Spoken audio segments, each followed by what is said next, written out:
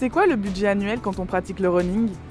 J'ai actuellement mis à peu près 200 €, un tout petit peu plus de 200 € pour mes équipements. On est à peu près sur 6 à 700 € par an. Je dirais qu'il faut compter à peu près 500 € par an. Là-dedans, on peut inclure le changement de basket 2 à 3 fois par an parce que je cours et sur bitume et en trail. Je dirais que c'est entre 200 et 300 € si on compte la montre, les baskets et les vêtements. On pourrait croire qu'il suffit d'une paire de baskets pour courir. Mais la course à pied, autrefois symbole de liberté et d'accessibilité, est devenue un véritable business. En France, le marché du running pèse désormais 1,2 milliard d'euros.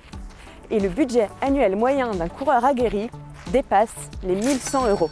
Comment expliquer de tels chiffres? Déjà, il faut savoir que la demande explose. 12 millions de Français courent et de plus en plus veulent relever des défis et participer à des compétitions. Les dossards pour les grandes courses s'arrachent en quelques heures, faisant grimper les prix. Un dossard pour le marathon de Paris coûte aujourd'hui jusqu'à 179 € contre un peu plus de 60 € il y a 20 ans.